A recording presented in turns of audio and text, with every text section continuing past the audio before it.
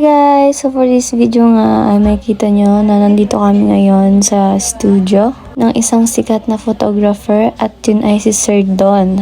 Bago nga pala kami mag-start dito ay syempre din naman na kami nag-ayos sa bahay ni Ma'am Lori dahil nga ang isa sa mga nag-aayos sa akin ay ang anak ni Ma'am Lori dahil napaka-talented nga ng batang yun. Since nung nag-start ako na sumali ng modeling is siya na yung nag-makeup sa akin at si Tita Lori naman yung nag-aayos ng mga susuotin ko. Dahil syempre isa nga siyang isang designer at talaga namang magaganda ang gawa ni Ma'am Lori. At ako nga naman ay talagang pagka sinusuot ko yung mga gown ni Ma'am Lori ay talagang ramdam ko yung confidence sarili ko dahil isa siya sa mga talagang pinagkakatiwalaan ng lahat. Lalong-lalo na sa mga ganitong photoshoot. Gusto ko nga lang din palang i-share sa inyo na dito pala ako nag-start bago ako sumali sa mga pageant. Dito nagsimula kung paano mahubog yung confidence ko sa sarili ko dahil sa isa nga akong mahiyain na bata. Noong mga panahon ng pandemic kasi hindi ko pa alam kung ano yung mga gusto ko at hindi ko rin alam kung saan ba talaga ako, ganun. Kaya talaga naging tulay ito para mahanap ko kung saan ako masaya at kung saan yung fashion ko talaga sa buhay ko. Huy! At yun nga, yung mga panahon na yun, nung nag-start na ako magsali ng ganitong modeling, hindi ako nakakaramdam ng pagod. Ang nararamdaman ko lang is masaya ako sa mga ginagawa ko. At isa na din dun sa mga bagay na yun is may mga taong makikilala ko. At syempre dun din ako natutuwa dahil natututunan ako makipag-usap sa mga tao na hindi ko kilala. At syempre isa din dito is nagkakaroon din ako ng maraming kaibigan. Ayun nga, makikita nyo naman dito, diba? Ang ganda ng team. At saka na rin yung suot ko dito, diba? Ilang years din akong nag-stop ng modeling. Parang naninibago ulit ako dito that time na nagpo-photoshoot na kami. Hindi ko alam kung anong meron kay Sir Don. Kasi kapag siya yung kumukuha ng litrato sa akin, alam mo yung kinakabahan ako. Oh my gosh, ganun yung feeling niya. Kinakabahan na masaya dahil isa si Sir Don sa pinakamagaling na isang photographer. Talagang makikita mo yung mga gawa niya, talagang kabogs. Bukod sa pinag-isipan, talaga naman na wala kang masasabi sa mga gawa ni Sir Don. Pati na rin kay Ma'am Lori. Kaya thank you so much Ma'am Lori dahil dito talaga nagkaroon talaga ako ng opportunity na makita ko at maipakita sa mga tao na kung sino talaga ako at kung saan ako masaya. At ayun nga, after nitong photoshoot na to is nilibre nga pala kami dito ni Sir Don. Sa studio ni Sir Don is may pa-food na rin siya at talaga namang di ka talaga magugutom dito. At dun naman sa kabilang side makikita nyo, yan yung isa din sa model nila Ma'am Lori. Actually matagal na siya at syempre kinukuha na rin siya sa mga endorsement, ganun. Siguro kung hindi ako tumigil nung pandemic era, baka kasabayan ko rin sila. Kaya lang ganun talaga ang buhay. Kasi di naman talaga natin alam kung saan tayo dahil si Lord lang ang nakakaalam kung ano yung mas better para sa ating future. Kaya talaga naman masabi ko, thank you Lord sa lahat-lahat ng mga binigay mong blessing sa akin at sa aking family. Iba talaga pag si Lord na yung gumalaw. Alam mo yung tipong walang-wala ka na, talagang bibigyan ka niya ng mga instrumento sa buhay mo para peroon ng kaliwanagan kung saan ka papatungo. Napakarami ko na nga sinabi. Kaya ayan, dito naman tayo mag-focus sa mga kaganapan namin dito. Ayan, makikita nyo naman sa pa-flower, backgrounds, lightnings, at all. Grabe talagang pinag-isipan. Akong talagang masasabi kong napakaganda talaga. Talagang masasabi kong hindi talaga masasayang yung mga pinagpaguran naming biyahe. So, ayun nga guys, tulad nga ng sinabi ko kanina, ang masasabi ko lang ay napakaganda namin ditong tatlo. May pagka-Disney Princess Devil ang atake namin dito. Grabe oh. Hindi mo alam kung sino talagang kontrabida sa aming tatlo. Yan nga, dahil mabilis na naman kumuha ng litrato si Sir Don, nagpa-BTS na rin para sa aming tatlo. Para naman may memories.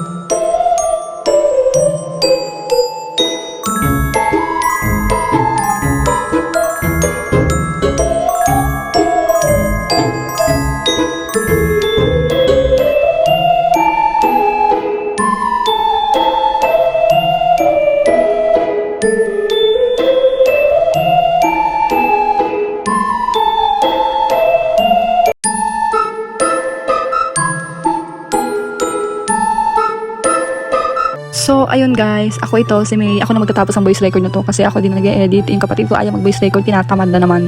So, ayan, makikita nyo, patapos na po sila mag-photoshoot. Ayan, ipahampas-hampas pa siya ng wand. At ayun nga po, kung mapapansin po ninyo is si Ma'am Lori ay busy sa pagligpit po ng gamit kasi tapos na po ang photoshoot. At ayan po, I want to say thank you po kay Ma'am Lori and dito, sir, ayan po, thank you so much po sa inyo. At mauulit pa po itong pagmamodel ni Kika, hindi lang po ngayon kasi masyado pa pong busy. Pag hindi na po ulit busy, thank you po.